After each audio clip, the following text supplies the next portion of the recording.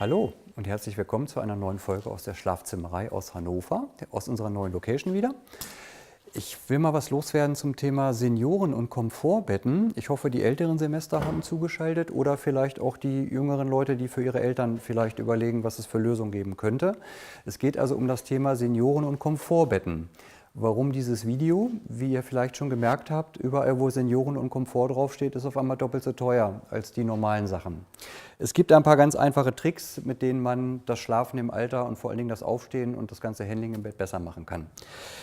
Eines Morgens kommt der Tag, wo man merkt, wenn man auf seinem Bett morgens sitzt, die Knie haben nicht den besten Tag, die Muskulatur ist nicht mehr so gut, man kommt nicht mehr hoch. So. Gibt schon so mit Seilen und Bademäntel an der Heizung fest und Stühle werden dort bereitgestellt und ich habe schon die tollsten Sachen gesehen in den Schlafzimmern, weil einfach das Aufstehen nicht mehr so gut klappt. Also viele ältere Herrschaften hängen aber an ihrem Bettgestell, ne, weil schon 50 Jahre irgendwie zusammen drin geschlafen und jetzt passt das irgendwie nicht mehr. Man kann einmal, hat man die Möglichkeit, ganz oft, bevor man etwas Neues kauft, dass erstmal jemand anruft, ein Tischler oder uns, mal gucken, kann man das Bett irgendwie erhöhen. Oft ist es durch einen Austausch der Füße oder eine Erhöhung der Füße möglich. Ich kann hier locker nochmal 10 cm mehr drunter packen, dann habe ich mit Matratze hier eine Aufstehhöhe von 70 cm. Dazu brauche ich kein Boxspring. Das wird auch häufig vermutet, dass man unbedingt ein Boxspringbett braucht, um hoch aufzustehen. Blödsinn, kriege ich mit jedem Holzbett hin. Ne? Die eine Möglichkeit, wie gesagt, Fußerhöhung, damit kriege ich das Bett hoch. Kann man immer irgendwie basteln. Meistens. In 99% der Fälle ist mir bisher was eingefallen. Dann liegen die Lattenroste ja immer noch in dem Bettgestell drin. Man spricht hier von Einlegetiefe. Hier habe ich wahnsinnig viel Einlegetiefe, dieser Bettrahmen gibt das eben her. Ich könnte diesen Lattenrost hier locker noch 15 cm höher einlegen, indem ich hier eine andere Auflage schaffe, unten drunter ein paar Winkel oder Klötze drunter lege, was auch immer. Also den ganzen Rahmen bis hier an die Kante bringe, sodass die Matratze noch ein bisschen Halt hat, das reicht. Oft kann ich schon 4, 5, 6 cm über die Einlegetiefe gewinnen, ohne dass ich irgendwas am Bett mache. Ne? Dann habe ich noch die Option mit den Füßen. Kann ich auch noch mal 5 oder 10 cm drauflegen, habe ich schon 20 cm mehr, ohne dass ich was Neues gekauft habe. Dann ist oft, wird angedacht, die Anschaffung eines Motorrahmens. Worauf muss man da achten? Es gibt so Komplettangebote, da hat man dann so ein MDF-Bett und einen Lattenrost und eine Billigschaummatratze drauf für 5,98 von 1000 reduziert. Damit kann man die Eltern natürlich abspeisen, die sind versorgt, aber es hält nicht besonders gut und auch die Mechanik ist nicht die beste. Man muss nicht durchdrehen bei allen Sachen, das wisst ihr, gute Sachen kosten Geld. Aber schön ist es, wenn man einen Motorrahmen kauft, der jetzt vielleicht von der Aufstehhöhe und von der Mechanik alles das macht, was man braucht. Wenn aber ein Pflegefall eintritt, ist es ziemlich blöd, wenn ich diesen Motorrahmen nicht mit einer Hubfunktion nachrüsten kann. Jeden Motorrahmen, den wir hier verkaufen, den kann man in 2, 3, 5 oder 10 Jahren mit einer Hubfunktion versehen, sodass der den ganzen Rahmen aus dem Bett hochfährt. Ich habe so ein Teil jetzt nicht hier drunter, aber das kann man nachrüsten, das muss man nicht gleich mitkaufen.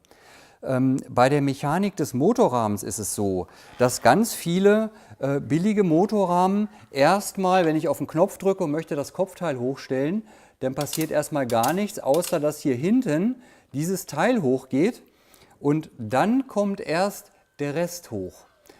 Das ist eine relativ unglückliche Schlafposition. Angenommen, eure Mutter, euer Vater will auf der Seite schlafen und muss aber nachts hochlegen wegen Herz-Kreislauf-Geschichten und hat jetzt hier so einen elektrisch verstellbaren Rahmen drin. Der liegt da natürlich so drin. Das ist für die Ergonomie halt eben und für den Rest vom Körper halt eben auch nicht ganz so spannend. Die sollten ein langes, gerades Rückenteil haben. Wenn man einen dritten oder einen vierten Motor dazu kauft, dann kann ich das hier optional machen oder hier habe ich es von Hand irgendwie, dass ich das nochmal mit anstellen kann. Aber bitte nichts kaufen, was erst hier hinten den Knick macht und dann den Rest hoch macht. Das gleiche gilt hinten bei den Knien. Die haben immer so eine Stufenlagerung eigentlich schon drin.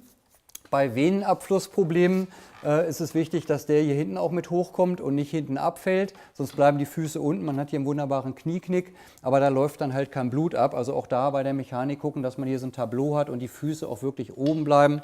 Da hinten kann man eigentlich nicht so viel falsch machen, das geht dann hoch bis auf Sitzen, das Ganze. Wichtig ist, die Funktion der Leisten ist da, dass sie also nicht durchhängen, nicht zu weiches kaufen, auch nichts kaufen mit ganz vielen Leisten oder Tellern drauf oder sowas hier vorne. Das muss nicht sein. Ein ehrlicher Holzrahmen ist für ältere Herrschaften oft etwas geeigneter. Man kann mehr dran rumstellen und man kann ihn später besser nachrüsten, wenn man mal ein Pflegebett draus machen muss. Netzfreischaltung haben Sie alle, also viele erzählen mir noch, nein, habe ich Strom im Bett, da kann ich drin verbrennen oder was auch immer. Die haben alle Netzfreischaltung, also es fließt erst Strom, wenn ich hier drauf drücke. Wenn ich loslasse, bleibt der Strom an der Steckdose. Ich habe hier keine 220 Volt drauf, kein Elektrosmog, kein gar nichts. Sowas geht heute, also schon lange.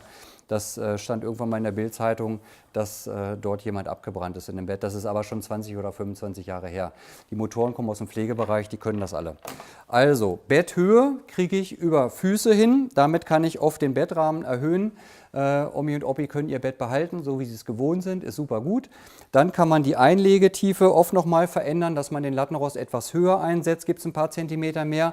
Und wenn dann sowieso noch eine andere Matratze fällig ist, die haben heute alle so 20, 25 Zentimeter in dem Dreh, da kann man auch nochmal 5, 6, 7, 8 Zentimeter gewinnen.